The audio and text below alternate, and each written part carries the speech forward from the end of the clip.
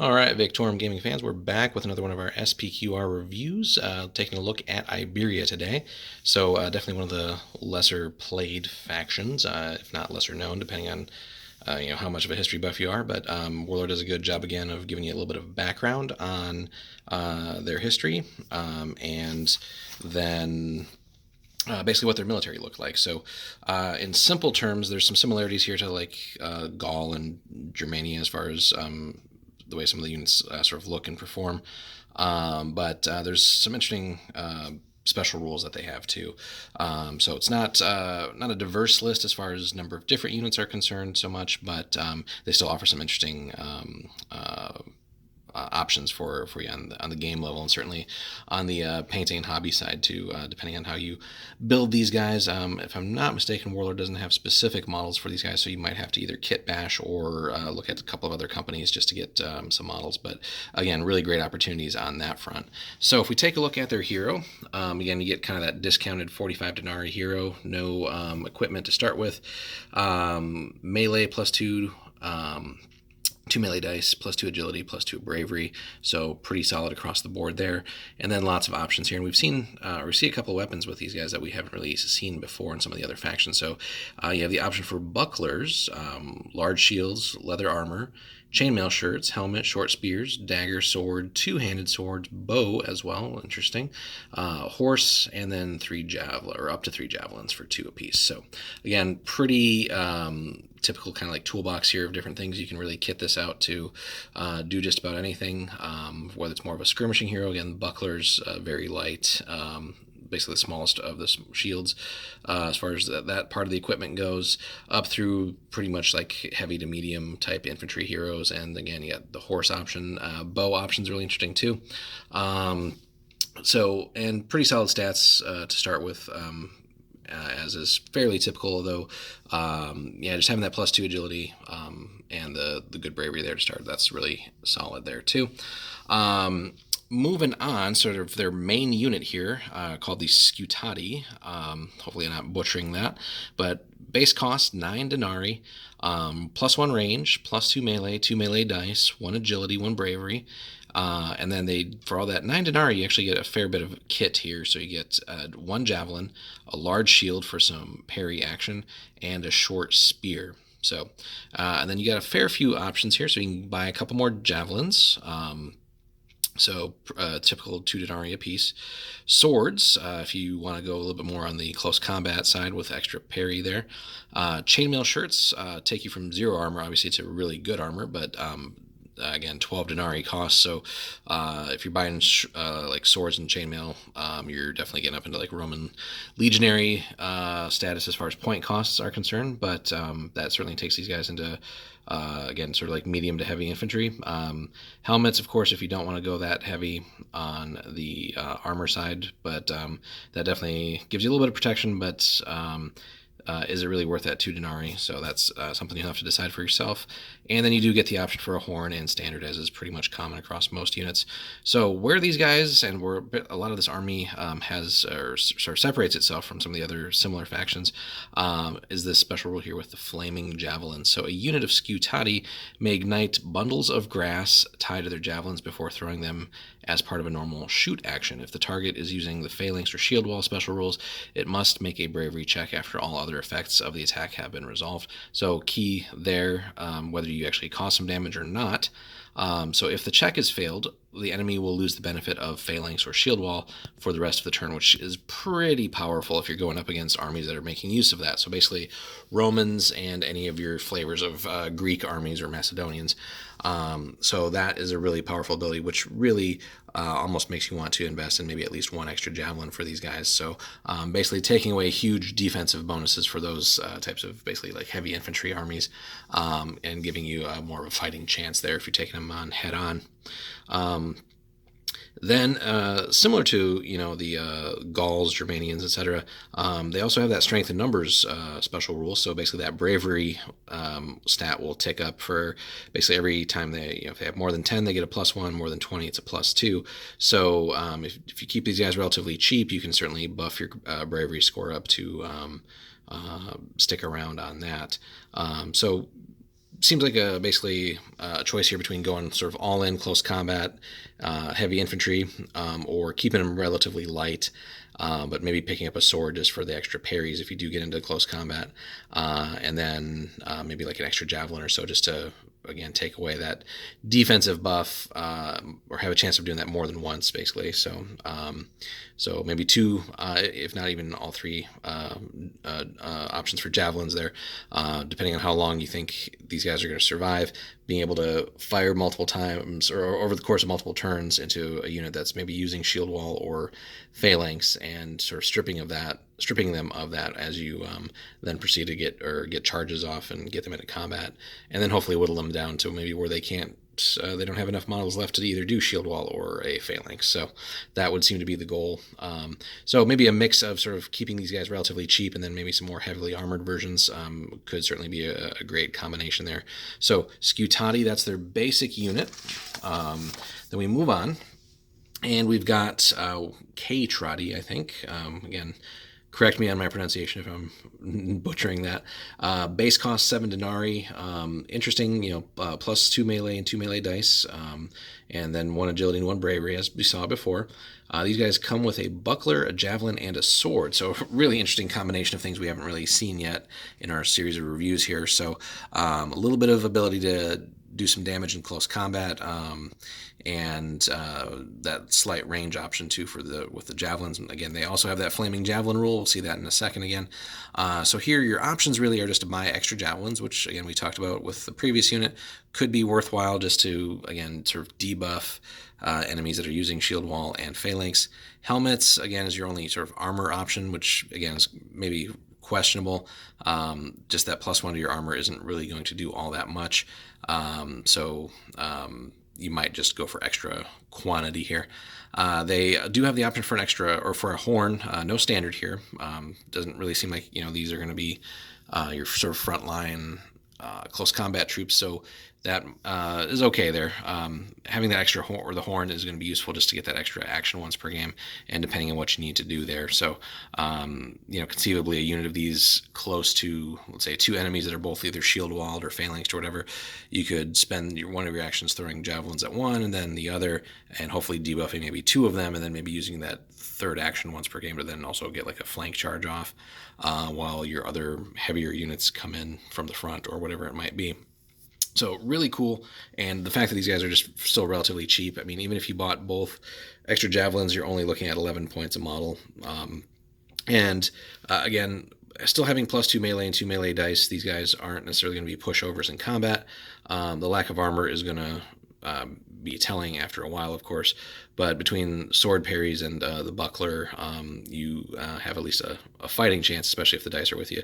Now, again, they have that flaming javelin rule, which is why, again, I think the recommendation here is going just all in on javelins and using these guys as flanking kind of skirmish guys that will debuff the enemy units that are using shield wall or phalanx, and then having your like Scutati come in, or even your cavalry, and just wrecking house, and then these guys can pile in on as well with their +2 melee and 2 melee dice. They also have hit and run, so again they can be good at that kind of rule, getting in there and popping out just to cause some damage, and they still have that strength in numbers rule too. So again, keeping these guys relatively cheap, maybe just the 1 or 2 javelins extra, and just I would say 20 plus seems maybe a little bit crazy on these guys, but certainly somewhere in the teens is probably a good amount of these guys. So that is the K-Trotty. And then we move on to your mounted option, which again, just sort of generic horseman. Starts at 29 denarii. Not sure if that was supposed to be like this, but their cavalry is listed as a base of 7-inch move there. So definitely take note of that and make use of that for that extra speed. Range +1, melee +2, 2 melee dice, no agility, of course. Starts with +2 bravery, and then the 1 armor for being mounted. So these guys come with the buckler, the horse, obviously, short spear and a small shield. So fairly similar to the K-Trotty above, but just a small shield here. And you do have some more options. So again, extra javelins, although they don't have the flaming javelin rule, so that might be less less of an interesting option for purchase there. You can give them a helmet if you want to just buff that armor a little bit on the cheap. Not a bad idea. Alternately, if you want to take these guys to basically like fairly heavy cavalry without slowing them down, go for that chainmail shirt. Now that is a hefty points increase there. It's going to take you to 41 base. You might also want to get that sword just for that extra parry if you're going to get charges off and get into combat and want to stick around a little bit more too. Have that extra protection with parries, another 3 points there, or 3 denarii. These guys, interestingly, also do have the option for going for barding, which, between chainmail and that, you're basically transforming these guys into cataphracts. So you do have that option there, basically going from light, medium to heavy and super heavy cavalry, really. Although the cost gets relatively absurd there. Let's see, 41 plus 8. 49. If you bought the swords too, you'd be at 51 points apiece. You'd have to decide on your own if that's worth it. Although, again, with them starting off with the base 7-inch move, the barding would only take these guys down to 6, I believe, since the chainmail, the armor that the rider wears doesn't affect that. So that could be really interesting. But again, so many denarii, so you'd really want to make sure you get max value out of these guys. Only a short spear on the charge too, so that won't be as devastating of a charge, but definitely something to consider and maybe do some testing with. So lots of different options there. And again, you do have an option for a horn and a standard. And these guys do have the hit and run rule. However, to benefit from that, you cannot buy them chainmail or barding. So if you really want to have that sort of harassing cavalry there, maybe just investing in the helmet for a little bit of armor, a little bit more armor, and then still keeping this relatively cheap. But smaller units of them on the flanks could certainly be worthwhile to take care of some things. And again, with that extra speed, and certainly maybe a horn is worth buying here. Just these guys could really get across the board and either take care of objectives or deal with small enemy units and weak enemy units on their own, or maybe even trying to like assassinate a random lone character or something like that. So really interesting options with the horsemen there. Then on the mercenary side, these guys do have a couple interesting choices here. So they can take from Gaul. They can take themselves, as is pretty standard there. But it's been a while since we've seen any of this. So they can also take from basically the named or special mercenaries. So they get options for Balearic slingers, which we'll cover again in a separate video when we deal with the mercenaries. But basically those guys are sort of the cream of the crop as far as slingers are concerned.